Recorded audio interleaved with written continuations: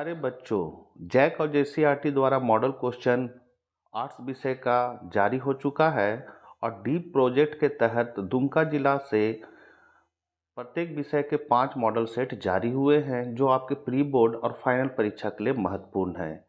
भूगोल विषय का हम लोगों ने सेट 1 सेट 2 कंप्लीट कर लिया है। इतिहास विषय का सेट 1 कंप्लीट हो चुका है। इस वीडियो में हम लोग सेट 2 के प्रश्नों के उत्तर को देखेंगे। वीडियो 2 पार्ट में रहेगा। पहला पार्ट में हम लोग ऑब्जेक्टिव, अति लघु उत्तरीय और लघु उत्तरीय प्रश्नों को देखेंगे और सेकंड पार्ट के वीडियो में हम लोग दीर्घ उत्तरीय प्रश्नों को देखेंगे। तो चैनल पर पहली बार है और इसी तरह के वीडियो पाना चाहते हैं तो सब्सक्राइब कर ले और बेल आइकन दबाना ना भूले। तो चलिए हम लोग आज कुछ नया सीखते हैं। तो ये है आपका सेट 2 जिसका पहला क्वेश्चन है, मोहनजोदाड़ो की खोज किस वर्ष हुई? तो 1922 में हो जाएगा इसका आंसर। दूसरा है, मोहनजोदाड़ो की सबसे बड़ी इमारत कौन सी है? तो अन्नागार हो जाएगा। कौशल की राजधानी कहाँ थी? तो श्रावस्ती। 1838 ईस्वी में ब्राही लिपि को पढ़ने में सर्वप्रथम सफलता किसे प्राप्त हुई? तो जेम्स प्रीत सेम्प को। मौर्य काल में किस लिपि का प्रयोग सर्वाधिक हुआ है? तो इसका हो जाएगा आपका आंसर ब्राही लिपि। पाटलिपुत्र की स्थापना किसने की? तो उदयन ने की थी। प्रयाग प्रशस्ति की रचना किसने की? हरिसेन। अशोक लिखा गया या अशोक होगा। अशोक के कलिंग विजय का उल्लेख मिलता है तो 13वें अभिलेख से। अष्टाध्यायी की रचना किसने की? तो पाणिनि ने। विश्व का प्रथम लोकतांत्रिक व्यवस्था किस महाजनपद में मिलती है? तो लिच्छवी। किताब उल हिंद के लेखक है अलबरूनी। सर्वप्रथम भारत कौन विदेशी यात्री आया था? तो भारत में सर्वप्रथम फाहियान। भिल्सा टॉप्स के लेखक कौन थे? अलेक्जेंडर। बुद्ध के पूर्व जन्म की कथाएं निम्नलिखित में किस में संकलित है? तो जातक कथा। महावीर का जन्म किस राज्य में हुआ था? बिहार। जगन्नाथ मंदिर कहाँ स्थित है? पुरी। लिंगयात संप्रदाय का जनक कौन थे? तो इसका जो करेक्ट आंसर हो जाएगा वो हो जाएगा बास बन्ना। तीसरा इसका करेक्ट आंसर है। आगे है आपका, कौन से सूफी संत अजमेर शरीफ से संबंधित है? तो मायुद्दीन चिश्ती। गुरु नानक का जन्म कहाँ हुआ था? तलवंडी। तलवंडी होगा, बंडी लिखा गया है, तलवंडी। भक्ति आंदोलन को दक्षिण भारत से उत्तर भारत कौन लाया? तो इसका हो जाएगा रामानंद। विजयनगर साम्राज्य की स्थापना कब हुई? 1336 ईस्वी। स्वराज पार्टी के संस्थापक कौन थे? तो चित्तरंजन दास और मोतीलाल नेहरू दोनों थे। तीसरा हो जाएगा 1 और 2 दोनों। चेरी चोरी माने इसमें चौरा चौरी होना चाहिए। चौरा चौरी कांड कब हुआ था? तो 5 फरवरी 1922 को। महात्मा गांधी के राजनीतिक गुरु का नाम क्या था? तो गोपाल कृष्ण गोखले। भारत की राजधानी से कोलकाता से दिल्ली किस वर्ष स्थानांतरित हुई? तो ये हुआ था आपका 1911 में। भारतीय राष्ट्रीय कांग्रेस की स्थापना का श्रेय किसे है? A.O. ह्यूम को। तुम मुझे खून दो मैं तुझे आज़ादी दूंगा किसने कहा था? सुभाष चंद्र बोस। 1857 के विद्रोह के समय भारत का गवर्नर जनरल कौन था? तो Lord Canning.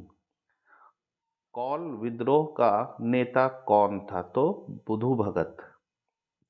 Last objective question है इस मॉडल सेट का, अस्थाई बंदोबस्त बंगाल में किसने लागू किया? तो लॉर्ड कर्नवालिस। यहाँ से आपका अति लघु उत्तरीय प्रश्न है, प्राचीन भारतीय इतिहास के अध्ययन के कौन कौन से स्रोत हैं? मतलब क्वेश्चन होना चाहिए प्राचीन भारतीय इतिहास के अध्ययन के कौन कौन से स्रोत हैं? तो इसका आंसर है, प्राचीन भारतीय इतिहास के अध्ययन के लिए मुख्य रूप से निम्नलिखित स्रोत होते हैं। पहला है पुरातात्विक स्रोत। तो इसमें अभिलेख, सिक्के, स्मारक, भवन, चित्र और भवरावशेष शामिल हैं जो खुदाई मतलब उत्खनन के माध्यम से प्राप्त होते हैं। ये सबसे प्रमाणित और वास्तविक स्रोत माने जाते हैं। दूसरा है साहित्यिक स्रोत। ये 2 प्रकार के होते हैं जिसमें पहला है धार्मिक साहित्य जैसे वेद, उपनिषद, पुराण, ब्राह्मण ग्रंथ, धर्मसूत्र आदि, और दूसरा है लौकिक साहित्य जैसे महाभारत, रामायण, इतिहास ग्रंथ जैसे राजतरंगिणी हो गया, जीवनी हो गया, विदेशी यात्रियों के विवरण आदि हो गया। तीसरा पॉइंट है विदेशी यात्रियों के विवरण, तो जिसमें मेगास्थनीज, फाहियान, अल-बरूनी, इब्न बतूता आदि के यात्रा वर्णन आते हैं जो प्राचीन भारत की सामाजिक, धार्मिक, आर्थिक और राजनीतिक स्थिति की जानकारी देते हैं। चौथा है अन्य स्रोत, जिसमें लोक कथाएं, मौखिक परंपराएं, वंशावलियां और शिलालेख भी इतिहास के अध्ययन में महत्वपूर्ण हैं। 32 है सगुण भक्ति क्या है, तो शिव, विष्णु तथा उनके अवतार एवं देवियों की आराधना की जाती है एवं इनकी मूर्त रूप में पूजा की जाती है। मूर्त मतलब मूर्ति का, तो सगुण भक्ति परंपरा कहलाता है। स्वतंत्रता आंदोलन में त्रिमूर्ति के नाम से कौन कौन प्रसिद्ध थे, तो स्वतंत्रता आंदोलन में त्रिमूर्ति के नाम से लाला लाजपत राय, बाल गंगाधर तिलक और विपिन चंद्र पाल प्रसिद्ध थे। तो इन तीनों को लाल बाल पाल कहा जाता था। दांडी यात्रा कब और कहां से आरंभ हुई, तो दांडी यात्रा 12 मार्च 1930 को महात्मा गांधी के नेतृत्व में साबरमती आश्रम अहमदाबाद से आरंभ हुई थी। भारत के अंतिम वायसराय कौन थे, तो भारत के अंतिम वायसराय लॉर्ड लुईस माउंटबेटन थे।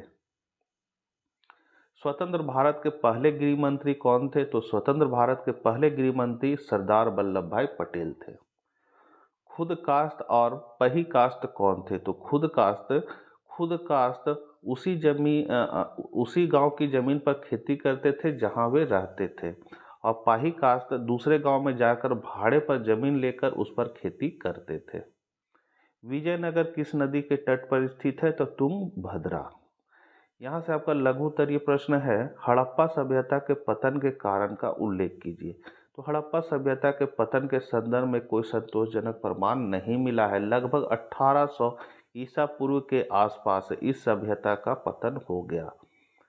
इस सभ्यता के पतन के संदर्भ में विद्वान एकमत नहीं है, फिर भी कुछ ऐसे प्रमाण मिले हैं जिसके द्वारा अनुमान लगाया जाता है कि हड़प्पा सभ्यता के पतन के निम्नलिखित कारण थे। पहला था बाढ़, तो सिंधु घाटी सभ्यता के प्रमुख नगर नदियों के किनारे बसे थे। इन नदियों में प्रतिवर्ष बाढ़ आती थी, बाढ़ से प्रतिवर्ष क्षति भी होती थी। इस कारण से हड़प्पा वासी मूल स्थान को छोड़कर अन्य स्थानों पर रहने के लिए विवश हो गए होंगे। दूसरा है आपका महामारी, तो मोहनजोदाड़ो से प्राप्त नर कंकालों के परीक्षण के पश्चात यह निष्कर्ष निकलता है कि हड़प्पा वासी मलेरिया महामारी जैसे अनेक प्राकृतिक आपदाओं के कारण बीमारियों के शिकार हो गए और उनके जीवन का अंत हो गया। इस कारण से भी इस सभ्यता का पतन हो गया। तीसरा पॉइंट है जलवायु परिवर्तन, तो अनेक विद्वानों का कहना है कि अचानक सिंधु घाटी क्षेत्र में जलवायु परिवर्तन के कारण यह हरा भरा क्षेत्र जंगल एवं बारिश की कमी के कारण मरुस्थल के रूप में परिवर्तित हो गया। इस कारण से भी यह सभ्यता नष्ट हो गया। और लास्ट पॉइंट है बाह्य आक्रमण, तो अनेक विद्वानों का अनुमान है कि बाह्य आक्रमण के कारण इस सभ्यता का अंत हुआ। संभवतः ये बाह्य आक्रमणकारी आर्य रहे होंगे। उपयुक्त कारणों के आधार पर हम कह सकते हैं कि हड़प्पा सभ्यता का पतन हो गया। 40 नंबर क्वेश्चन है, गौतम बुद्ध की जीवनी एवं शिक्षाओं का उल्लेख कीजिए। तो सबसे पहले हम लोग जीवनी को देखते हैं। महात्मा बुद्ध का जन्म 563 ईस्वी में कपिलवस्तु के निकट लुम्बिनी ग्राम में हुआ था। इनके पिता सुयोधन शाक्य कुल के क्षत्रिय वंश के राजा थे, जिनकी राजधानी कपिलवस्तु थी। बुद्ध के जन्म के 7वें दिन ही इनकी माता महामाया का देहांत हो गया तथा इनकी मौसी महाप्रजापति गौतमी ने इनका लालन पालन किया। गौतम बुद्ध के बचपन का नाम सिद्धार्थ था। गौतम बुद्ध बचपन से ही चिंतनशील थे। उनकी इन गतिविधियों को देखते हुए 16 वर्ष की आयु में गौतम बुद्ध का विवाह राजकुमारी यशोधरा से हो गई। उनसे एक पुत्र राहुल भी हुआ। गौतम बुद्ध की विचारशील प्रवृत्ति को विलासिता से परिपूर्ण वैवाहिक जीवन भी बदल ना सका। गौतम बुद्ध के जीवन में 4 दृश्यों का गहरा प्रभाव पड़ा। एक वृद्ध व्यक्ति, एक रोगग्रस्त व्यक्ति, एक मृत व्यक्ति और एक सन्यासी। जहाँ प्रथम 3 दृश्यों को देखकर दुखमय जीवन के प्रति गौतम बुद्ध के मन में गहरा आघात पहुंचा, वहीं चौथे दृश्य ने उन्हें दुख निरोध का मार्ग दिखाया। 29 वर्ष की आयु में गौतम बुद्ध ने गृह त्याग दिया। गृह त्याग के बाद ज्ञान की खोज में गौतम बुद्ध ने अलार, कलाम एवं रुद्रक राम पुत्र जैसे आचार्य से शिक्षा प्राप्त की। कठोर तपस्या के बाद गौतम बुद्ध को बोध गया में निरंजना नदी के किनारे एक पीपल वृक्ष के नीचे ज्ञान की प्राप्ति हुई। ज्ञान प्राप्ति के बाद गौतम बुद्ध ने अपना पहला उपदेश सारनाथ में दिया। 80 वर्ष की आयु में 483 ईस्वी पूर्व गौतम बुद्ध की मृत्यु कुशीनगर में हुई।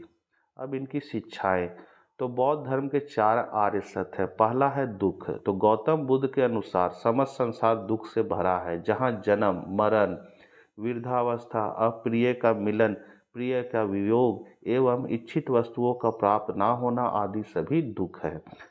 दुख समुदाय, तो समुदाय का अर्थ है कारण। गौतम बुद्ध के अनुसार संसार में दुखों का कोई न कोई कारण अवश्य है। उन्होंने समस्त दुखों का कारण इच्छा बतलाया है। फिर है दुख निरोध।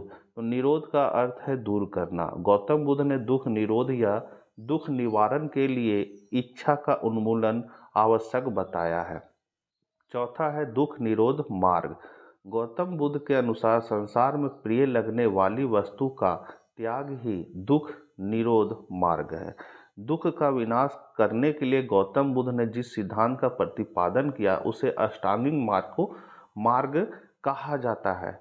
अष्टांगिक मार्ग गौतम बुद्ध द्वारा प्रतिपादित दुख निरोध हेतु 8 मार्ग निम्नलिखित है। पहला है सभ्यक दृष्टि, मतलब 4 आर्य सत्य ही सही परख। सभ्यक वाणी, धर्म सम्मत एवं मृदु वाणी का प्रयोग।